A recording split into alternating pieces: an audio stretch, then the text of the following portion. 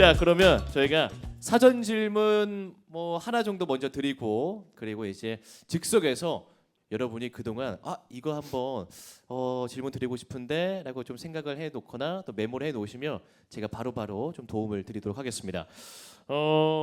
일단 오늘 공감에 대해서 좀 이야기를 해 주셨잖아요. 일단 첫 번째 이 질문은 공감보다는 이제 통섭에 관한 그런 이야기입니다.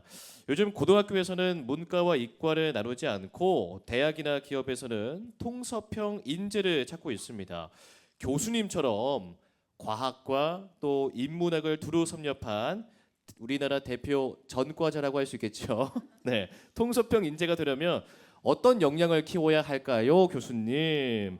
네, 교수님의 노하우를 좀 들려주세요라는 질문인데 네, 말씀 부탁드리겠습니다. 네, 좋은 질문이십니다. 네. 제 얘기를 할 수 있는 기회를 주셔서 감사하고요. 제가 서울대 교수가 되고 학생들하고 이렇게 MT 같은 거 가면 학생들하고 얘기할 기회가 많이 있었는데요. 뭐 지금도 그렇습니다만 가천대에서 저한테 그래요. 교수님은 서울대 교수가 되는 게 꿈이셨어요? 라고 물어봤어요. 그래서 그때 그 질문을 받고 제가 한참 생각을 했습니다. 아닌데요? 서울대 교수, 일단 교수가 되는 것도 내 꿈은 아니었고 서울대 교수가 내 인생의 목표도 아니었는데 나는 정말 인간 본성이 왜 이러지? 왜 침팬지랑 우리가 다를까?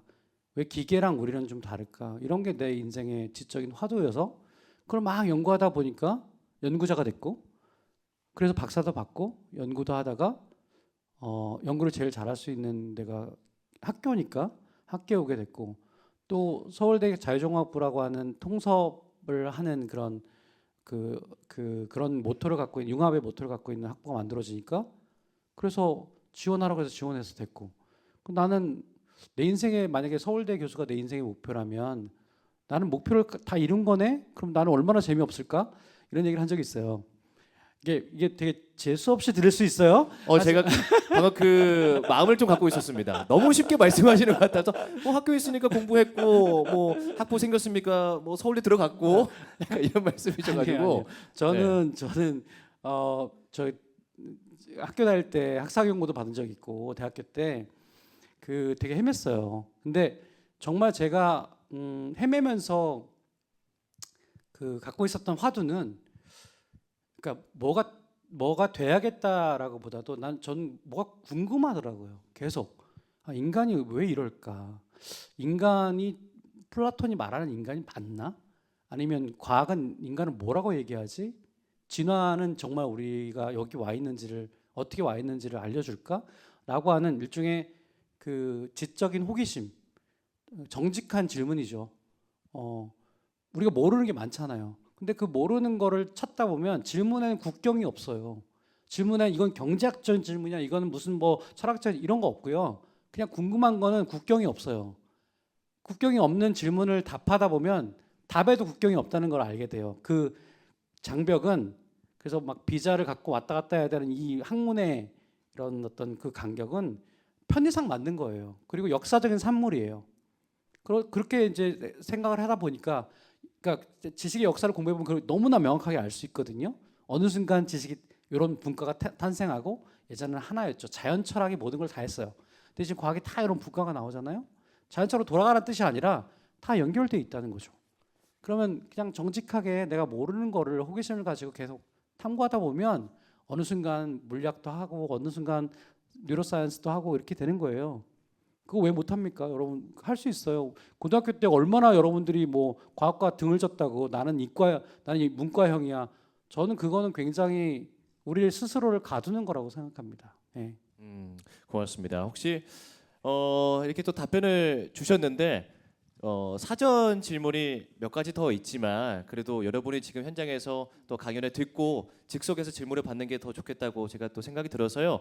혹시 지금 바로 우리 교수님께 나 이 질문 꼭 해보고 싶었어요, 나 이거 좀 궁금한데 답변 좀 부탁드립니다 하는 질문이 있으시면 손 들고 말씀해 주셔도 좋습니다. 자, 가운데 계시는 분, 저희가 마이크를 드릴게요. 고맙습니다. 네. 네, 안녕하세요 교수님. 이렇게 만나게 돼서 굉장히 영광이고요. 영광입니다. 네, 저는 지금 초등학교에서 아이들을 가르치고 있는데요. 아까 교수님께서 인지적인 공감은 연습해야 된다고 말씀하신 거에 굉장히 공감을 많이 했어요. 그러니까 요새 아이들을 보면 1차적인 정서적 공감은 오히려 예전보다 더 쉽게 그러니까 휩쓸린다고 해야 되나? 그런 느낌이 좀 있는데 그거를 넘어서 아이들이 어떻게 행동하고 어떻게 사고해야 되는지를 가르쳐 줘야 하는데 그걸 어떻게 학습시켜줘야 될지 그게 되게 큰 고민이거든요. 그래서 혹시 그런 것들을 연습시킨 연구 사례나 아니면 효과를 본 방법 같은 것들이 있으면 네, 알고 싶습니다. 네. 좋은 질문 감사하고요. 실제 효과를 보고 있는 사례가 있습니다. 공감의 뿌리라고 하는 운동인데요. 캐나다에서부터 시작했어요. 어떤 거냐면 간단히 말씀드리면 초등학교 교실에 갓 태어나서 몇 개월 된 아기를 입양을 합니다. 그러니까 실제 입양이 아니라 그 부모님하고 그 아이가 매달 한 번씩 오는 거예요. 그러면 한 번 올 때 아이들이 관찰을 해요. 그러니까 약간 객관적인 입장이 돼 보는 거죠. 그러면 그 아이를 보고 아 제가 왜 울지? 그러면서 왜 울을까 추론하고 그리고 왜 제가 웃을까? 그리고 왜 어떻게 하면 얘를 즐겁게 해줄까? 이런 것들을 타자의 관점에서 생각해 보는 거를 매번 했었어요. 그랬더니 놀랍게도 캐나다에서 초등학교의 왕따 비율 떨어지고요. 그런 프로그램을 시행한 쪽에서 그리고 뭐 예를 들어 중도 탈락하는 애들 이런 애들이 줄어들고 그래서 그 운동이 지금 한 20년 정도 됐거든요. 우리나라도 그런 운동을 하려는 그런 단체들이 있습니다. 그런 것들이 이제 가능하고요. 그러니까 그거는 이제 공감을 가르치는 게 중요하다고 말씀드렸기 때문에 특히 요즘 아이들은 그 하나 정도 낳잖아요. 안 낳거나 하나 낳거나 뭐 그러다 보니까 이 일종의 경험할 폭이 너무 적어요. 그리고 부모가 만들어준 세팅해준 그 환경을 벗어나는 경우들이 거의 없어요. 그러다 보니까 이 세상의 다양성 이런 것들이 너무 적어지거든요. 그러니까 어렸을 때부터 여행을 가는 것도 되게 중요하고요. 타자를 만나는 것. 그래서 예를 들면 우리나라 같은 경우가 인종적으로 굉장히 거의 단일하지 않습니까? 그러니까 뭐 동남아나 예를 들면 흑인이나 이런 거에 대한 차별도 있는 이유가 백인에 대한 우월감이 있고 이런 것들이 백인에 대한 어떤 그런 리스펙트가 있고 그런 것들이 실제로 우리가 다문화권에서 태어나서 막 살아보지 않았기 때문이거든요. 근데 여러분이 뉴욕에 태어났으면 훨씬 더 인종적인 다양성을 그냥 경험하게 되고 훨씬 인종에 대해서 공감의 그 반경이 더 넓어요.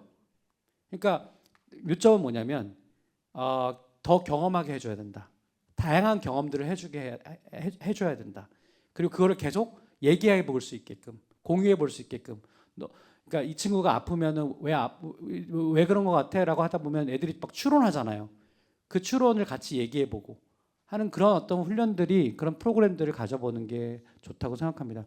아까 책을 같이 읽고 그 책에 대해서 왜 주인공들이 이런 생각을 했다고 뭐 너는 느끼니? 뭐 이렇게 이제 질문하거나 그런 프로그램을 가져서 책을 같이 토론하는 것도 그 중에 하나일 수 있겠고요. 그래서 학교에서 할 수 있는 일은 되게 많습니다. 현장 취업도 되게 좋은 프로그램일 수 있고요. 네. 어떻게 답변이 좀 되셨을까요? 네, 또 현장에서 또 이렇게 아이를 가르치는 우리 선생님께서 질문해 주는데 저도 이제 한 6살 정도 된 조카가 있다 보니까 어떤 마음인지 알 것 같습니다. 이제 그 친구도 외동이어가지고 예, 자기밖에 몰라요. 네, 그래서 여기 와 있는 거 아니죠? 여기 와 있지 않습니다. 지금 제주도 마침 또 여행에 가 있습니다. 네, 여행 가 있는데 우리 형수가 그걸 생각하고 여행을 간 건지 네, 그럴 수도 있겠네요. 일단 공감의 반경을 읽어보시기 바랍니다. 좋네요. 네, 마지막은 꼭 책을 사셔가지고 그 책 속에 답이 있다는 거. 네, 거기서 좀 답을 더 찾아보시기 바라겠고 다음으로 또 더 질문이 있을까요? 네, 그 바로 앞에 앉아 계시는 우리 하얀색 옷 입은 지금 책을 들고 있는 것 같은데. 일단 네. 책을 들고 있어서 훌륭합니다. 네. 네, 질문 주시죠. 그 진화생물학자가 되고 싶은 사람인데요. 오, 그 우리 후배. 진화생물학자가 되려면 어떻게 해야 하는지 좀 알려주세요. 가장 단순하면서도 어떻게 보면 우리 지금 학생에게는 가장 중요한 질문입니다. 네. 예, 동일하게 종의기원을 읽어보시고 진화생물학자는 크게 실험하고 야생에서 하는 그런 필드 워크를 하는 사람들이 있고요. 그다음에 저처럼 좀 그거보다도 이론적인 연구를 하는 사람들이 있어요. 그래서 그 둘 중에 어떤 게 아마 곤충을 좋아하고 막 그 생물학을 좋아하고 막 그런 친구일 것 같은데 대부분 그렇지 않을까 싶은데 맞아요? 그건 맞나요? 아니에요? 곤충 안 좋아해요? 그 이기정 유전자 보고 이기적 유전자. 그런 어떤 책들에 꽂혔으면 아마 틀림없이 우리 자연 세계는 왜 이럴까? 인간은 왜 이럴까라고 하는 이 why question이라고 하죠. 그런 걸 던지는 걸 좋아하는 친구인 것 같아요. 계속 던지시면 돼요. 계속 던지고 이기적 유전자 같은 걸 읽어보고 또 다윈의 식탁 같은 책도 읽어보고 다윈의 아니 농담입니다. 이제 그런 책들을 읽어보다 보면 호기심이 더 깊어져요.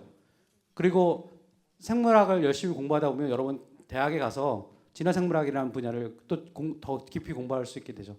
그러니까 포인트는 뭐냐면 그 호기심을 계속 발전시키고 유지하라는 겁니다. 그것만 되면 돼요. 뭐 지금 그 특별한 어떤 엘리트 코스 이런 건 없어요. 예. 우리 학생 답변이 됐을까요? 네. 아닌 것 같아. 저도 궁금한 게 있는데 왜 진화학자가 되고 싶으세요? 왜? 마이크에 한 번만. 네. 그 이기정 유전자 읽고 나서 재밌어갖고 아, 관련 책을 이기적 계속 유전자 아. 책을 읽고. 그걸 읽고 너무 대부분 앞에서 다 끝나거든요. 그러니까요. 그 정도라면은 진짜 한 1% 안에 듭니다. 진화생물 공부해야 될 것 같아요. 네. 오. 이름이 뭐죠? 서지호요. 지호. 이렇게도 있겠어요. 예. 와, 우리 지우 학생에게 박수 박수 한번 한번. 주세요. 네. 꼭 열심히 하시길 바랍니다. 또 미래에 우리 장대 교수님만큼 또 멋진 또 진화학자가 될 우리 학생입니다. 제가 지금까지는 제가 골랐지만 네. 이번에는 네. 교수님께서 네. 세 분 딱 골라주시죠. 여학생인 것 같은데 그죠? 네. 예. 저쪽에 있는 손 들고 손을 있는 너무 여학생. 와, 이렇게 크게 저기 번쩍 들고 있어요. 번쩍 들어서 예. 종의 기원을 재밌게 봤는데 재밌었다고요? 진짜요? 그래서 그 번역하실 때 힘들었던 점이랑 아. 또 새로 알게 된 점 음. 그리고 종의 기원 같은 책을 볼 때 중요하다고 생각하시는 점을 알고 싶어요. 와 이거 박수 보내주셔야 될 것 같아요. 와. 아니 오늘 그렇게 공감에 대해서 이야기 들었는데 와. 사실 저 질문에 대해서는 공감이 잘 안 되긴 합니다.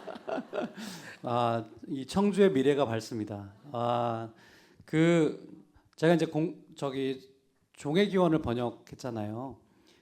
종의 기원은 한국에 번역본이 몇 개 나와 있습니다. 근데 이제 초판을 제대로 번역한 게 없고요. 그리고 진화학자가 번역한 버전이 없어요. 그래서 우리 최수천 교수님하고 저하고 이제 몇 사람들하고 야, 이거 정본을 만들자. 그러니까 이걸 딱 보면 진짜 종의 기원을 읽었다고 할 만큼의 좋은 책, 좋은 번역을 만들자 그래서 저 혼자 번역한 게 아니라 번역하면서 막 자문도 서로 하고 서로 이제 그 연구회도 갖고 그래서 만들어진 책이에요. 그래서 공동의 작업이라고 생각하는데 일단 제일 어려운 건 뭐냐면 160년 전에 쓴 책이잖아요. 그러니까 우리도 160년 전에 여러분 국어 읽어보셨나요? 어려워요, 되게. 근데 물론 영어가 덜 변했다고 하지만 160년 전에 뭐 단어는 크게 변하지 않았지만 문체가 변했습니다. 문체가. 좀 과장을 하면 한 문장인데요. 한 페이지가 돼요.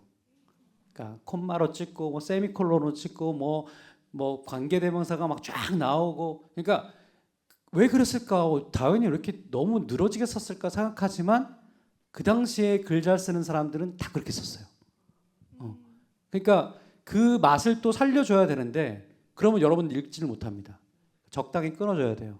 그게 너무 어려웠어요.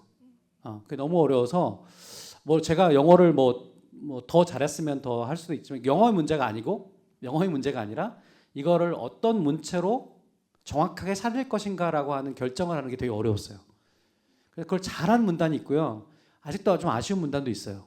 그런 부분이 좀 어려웠고 가장 중요한 건 뭐냐면 이 책을 정말 그 학생이 정말 재밌게 읽었다는 건 놀라운 일입니다. 비둘기 얘기 넘어갔어요, 잘? 비둘기 얘기 1, 2장 비둘기 얘기 읽다가 나가 떨어지거든요. 도대체 세상을 바꿨다는데 왜 이렇게 비둘기 얘기만 주구장창하지? 정말 이거 나오는 거야? 뭐 자연 선택이라는 게 나오는 거야?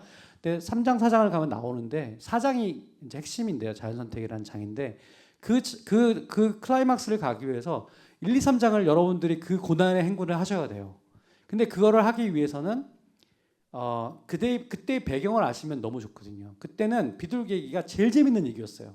이것도 이제 160년 전에 이 그 빅토리아 시대, 영국 빅토리아 시대의 문화를 아셔야 되는 건데 그 당시에는 육종을 여왕도 비둘기를 자기가 비둘기를 만들어서 품평회를 했을 정도로 그게 스포츠였어. 국민 스포츠였어. 그 얘기를 시작하면서 다윈이 종의 기원의 자연 선택 얘기를 합니다. 놀라운 책이에요. 그러니까 기가 막힌 저자가 쓴 책이에요. 그 당시에 많은 사람들이 다 알고 있는 얘기로 시작을 해서 인류의 지성사를 바꾼 책을 쓴 거예요. 자, 그런 것들을 이해를 하면 이 책이 왜 자연 세계에 존재하는 다양성과 이 정교함을 자연 선택 이론으로 이렇게 그 원리로 설명했는지를 이해할 수가 있어요. 그래서 그런 점들이 되게 중요한 점이다. 이렇게 말씀드릴 수 있겠습니다. 근데 일단 이 책을 읽고 너무 좋았다라고 하는 거는 아까 이기적 유전자를 읽고 인생이 바뀌었다라는 친구 못지않게 매우 중요한 매우 생물학자가 돼도 될 것 같아요. 박수 한번 보내주십시오. 감사합니다. 고맙습니다. 네. 혹시라도 그 내일이 또 평일이기 때문에 그 출근 시간 때문에 좀 걱정되시는 분들이나 또 다른 지역에서 오신 분들은 또 미리 중간중간 퇴장하셔도 좋습니다. 네네. 네. 예, 저희가 막지는 않겠습니다. 자, 아까 질문해 주세요. 자, 손 들어주세요. 손 들어. 자, 요 하나, 둘, 세 분만 질문 받겠습니다. 한 분 질문해 주시고요. 예. 일단 기회 주셔서 감사하고요. 네. 그냥 강연이랑 조금 상관없을 수도 있는데 신경학적인 측면에서 사람이 침팬지나 오랑우탄이랑 다르게 공감과 배려를 통해서 문명을 이뤘다고 하셨잖아요. 그러면은 만약에 사람에게 또 진화의 가능성이 있다면은 어떤 방향으로 진화할지가 궁금합니다. 사피엔스의 미래에 대한 얘기죠. 어떻게 될지 몰라요. 근데 우리는 생물학적인 진화가 아니라 아마 생물과 기계가 융합되는 진화를 하게 될 것입니다. 그거는 명확해요. 우리가 유전자를 바꾸기는 조금 힘들어요. 물론 유전자 편집 기술을 우리가 지금 개발하고 있기 때문에 우리도 이제 유전자 조작된 아기를 낳을 수 있는 혹은 애를 낳고 나서 조작을 통해서 유전적으로 강화되는 인간을 만들 수 있어요. 아마 그렇게 갈 거예요. 그런데 또 인류의 미래를 생각해 보면 그것보다 더 우리도 지금 안경 쓰고 뭐 이렇게 약간 사이보그잖아, 약간. 근데 우리 뇌에 칩을 꽂고 그리고 우리 여기다가 휴대폰을 심고 뭐 이런 일들이 안 벌어질 거냐? 벌어질 가능성이 굉장히 높습니다. 지금 그런 방향으로 가고 있어요. 사이보그화되는 거죠. 인간이 점점 기계화되는 거예요. 그리고 또 장기 갈아 끼면서 영원히 살고 싶으니까. 또 미래에 또 되게 중요한 축은 로봇이 기계가 인간처럼 되잖아요. 우리가 지금 그렇게 하려고 하고 있고 안드로이드 로봇 만들고 있고 그러면 혹시라도 자율성을 갖고 있는 로봇은 우리랑 같이 협업할 것인가 아니면 우리에게 위협이 될 것인가 이런 굉장히 SF적인 물음에 지금 우리의 초입에 있습니다. 이거 그냥 SF적인 물음이 아니라 진짜 우리가 지금 당면한 질문이에요. 예. 그래서 그런 의미에서 아마 인간도 강화된 인간 쪽으로 가게 될 것인데 그걸 트랜스 휴먼이라고도 하고 포스트 휴머니즘이라고도 얘기합니다. 그런 쪽으로 가게 될 것이에요. 예. 네, 그게 뭐 50년 후에 올 것인가 100년 후에 올 것인가는 그건 잘 모르겠습니다. 어떤 사람은 기계와 인간이 하나로 이렇게 멀지한다 그러죠. 융합되는 순간이 2024년 정도, 2045년 정도면 될 것이다. 그래서 싱귤러리티, 특이점이라고도 얘기합니다. 많은 사람들이 20년 전에 쓴 책인데 많은 사람들이 미친 사람이라고 얘기했어요. 근데 지금 그보다 더 빨리 올 것 같다는 얘기하는 사람들이 더 많아졌습니다. 어떻게 될지 몰라요. 네. 자, 갑자기 어두워지네요. 질문 고맙습니다. 자, 그리고 또 아까 이렇게 질문하고 아까 여학생도 질문했는데 그것까지 받을게요. 강연 일단 네. 잘 들었고요. 네. 고독이랑 외로움을 이제 구분해서 설명해 주시는 게 굉장히 인상적이었는데 그 들을 때 이제 초연결 사회에서 사람들이 피로감을 느껴서 고독이라는 감정으로 이제 자기의 생존 기술을 만들었다라고 말씀을 하셨다면 고독을 좀 현대적인 감정이라고 봐도 될지 그리고 그런 고독한 사람들이 인지적인 공감을 갖는데 어떤 상관관계가 있다고 보시는지 두 가지 질문 드리고 싶습니다. 네, 고독은 수렵채집기에는 저는 없었다고 봅니다. 아까도 얘기했지만 관계가 그렇게 복잡하지 않고요. 매달 보던 사람들 보는 거고요. 그날 다음날 새로운 사람이 오면 그날 파티를 해주겠죠. 왜냐면 새로운 사람이 들어왔으니까. 근데 지금은 그때 우리 뇌가 진화한 거예요. 그 정도의 세팅에서. 그러니까 지금은 너무나 많기 때문에 그 고독은 현대인들만 쓰게 되는 기술이라고 생각해요. 첫 번째 질문에 대해서 고독한 사람들과 인지적 공감은 어떤 관련이 있을까? 고독이 자발적으로 관계를 끊는 거잖아요. 내가 관계를 당하는 게 아니라 그럼 관계를 끊는다는 건 뭐냐면 내가 이 사람과의 관계가 되게 지나치게 깊고 복잡해. 그리고 지금 너무 관계가 많으니까 내 관계를 조금 단순화하자라고 하는 얘기거든요. 그러면 결국에는 그 고독의 작업을 하는 과정에서 인지적 공감은 작동할 수밖에 없다고 생각해요. 왜냐하면 타자의 입장, 타자가 지금 나를 어떻게 생각하는가, 나는 이 타자를 어떻게 생각하는가, 이 지금 이런 관계들을 잘 알아야지만이 내가 어디까지 절연할 것인가, 어느 정도까지 절연할 것인가, 얼마나 오랫동안 절연할 것인가 이런 걸 결정을 하잖아요. 그러니까 고독을 현대적인 생존 기술이면서 동시에 그러고 보니까 저도 이제 그 생각은 못 해봤는데 질문을 해주시고 대답을 하는 과정에서 고독을 느끼는 과정에서 고독을 즐기는 과정에서 우리가 일종의 공감력을 발휘하고 있는 게 아닐까 이런 생각을 해봤어요. 예, 좋은 질문이신 것 같아요. 예. 고맙습니다. 교수님도 뭐 때때로 고독하실 때가 있으십니까? 전 늘 고독하죠. 늘 고독하십니까? 너무 관계가 많아요. 관계가 많으면 더 고독하군요. 자 예. 이제 한 분이었나요? 두 분? 두 분. 네. 그리고 아까 손 들어보세요. 예. 질문하게 돼서 너무 좋은 기회라고 생각하고요. 이제 방금 인지적 공감에 대해서 얘기하셨을 때 인지적 공감이 이제 학습을 통해서 길러진다고 하셨는데 그러면 인공지능 같은 것들도 이제 학습을 통해서 인지적 공감이 생기거나 길러질 수 있는지 궁금하고 만약에 그게 이제 사람들의 시선으로 봤을 때 인지적 공감처럼 보이는 게 진짜 사람이 하는 그 인지적 공감인지 아니면은 그냥 사람의 인지적 공감을 모방한 그냥 기계적 메커니즘인지 궁금해서 질문 드리게 되었습니다. 여기 왜 그래요 여기? 저한테 왜 그러십니까? 지금 제가 굉장히 고민하는 그 주제거든요. 과연 인공지능이 공감을 배울 수 있을까? 공감을 구현하는 인공지능이 가능할까? 지금은 흉내를 내기 시작했어요. 그러니까 감정을 읽고 감정을 표현하는 이제 인공지능이 나오기 시작했고, 그리고 또 타자의 입장에서 우리가 공감이라고 하는 역지사지인데 오히려 역지사지는 그 사람의 상태를 추론하는 거거든요. 이거는 사실 기계가 더 잘할 수도 있어요. 오히려 정서를 구현하는 게 더 어려울 수도 있어요. 그러니까 우리 인간의 진화와 그 기계의 진화를 똑같이 보시면 안 됩니다. 기계가 감정이 필요할까요? 굳이? 이렇게 생각하셔야 돼요. 근데 우리 시스템은 동물에서 진화하는 과정에서 우리 인간이 그 감정이라고 하는 굉장히 빠른 의사결정 메커니즘을 진화시켰거든요. 움직이면서 움직이는 게 동물이잖아요. 우리 뇌는 움직임과 관련돼 있고 그때 의사결정을 막 하는 건데 그런 과정을 통해서 우리가 감정을 먼저 진화시켰고 그 다음에 그 위에 이성을 진화시킨 건데 우리 인공지능은 사실 이성부터 진화시킨 거잖아요. 학습하고 추론하고 이런 것들 물론 추론이 우리보다 떨어지지만 지금은 근데 엄청난 학습을 동시에 하잖아요.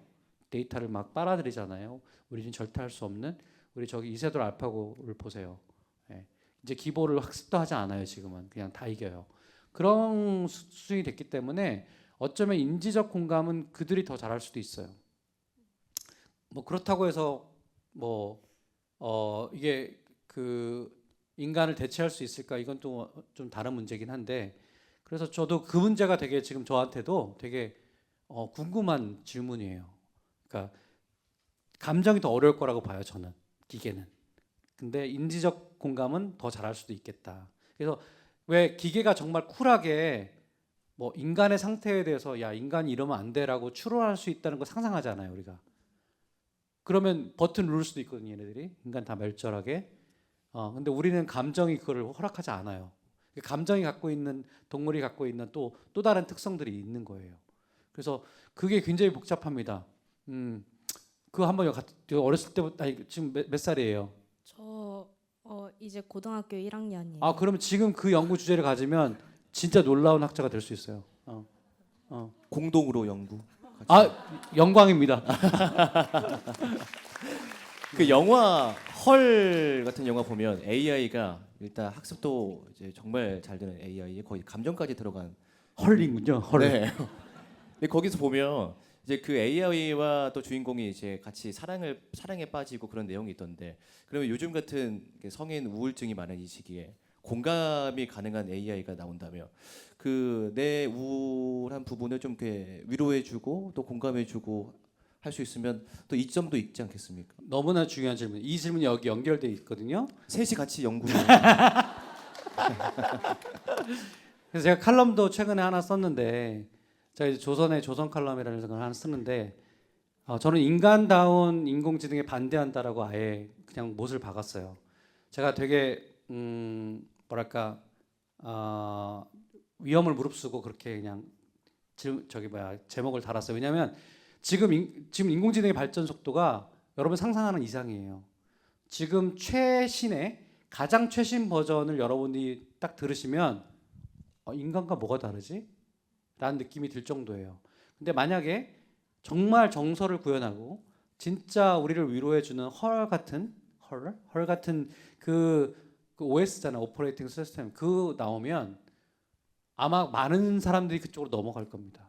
남편보다 더 좋아할 거고요, 부인보다 더 좋아할 거고, 우리 아이들은 엄마보다 더 좋아할 거예요. 그러면 우리의 정체성이 쪼그라들어요. 그러니까 기술이 그렇게 갈 수 있다는 것과 그 기술을 그렇게 가도록 내버려 두는 거는 완전히 다른 얘기입니다. 저는 이거 잠깐 생각해 보자. 이렇게 가다가 우리 그 헛골 난다. 헐 된다. 그런 얘기를 진짜 되게 진지하게 하고 있어요, 지금 저는. 예. 네, 답변 고맙습니다. 자, 이제 마지막. 네, 저 끝에 계시는 손 분께 네, 번쩍 손 번쩍 들어주시고요. 저희 그럼 마이크 마이크 전달 네. 부탁드리겠습니다. 네, 자 마지막 질문 과연 어떤 질문을 해주실지. 자, 앞서서 정말 어마어마한 질문이 나왔거든요. 부담이 많이 되실 겁니다. 자, 대망의 마지막 질문 주시죠. 일단 질문할 기회 주셔서 정말 감사하고요. 일단 마지막 질문은 약간 수준 떨어질 수 있는데, 아까 강연 도중에 그 쥐들의 그 레버 실험 있잖아요. 그 레버를 당기면은 옆에 있는 다른 쥐가 전기 충격을 받고 본인은 먹이를 먹는다.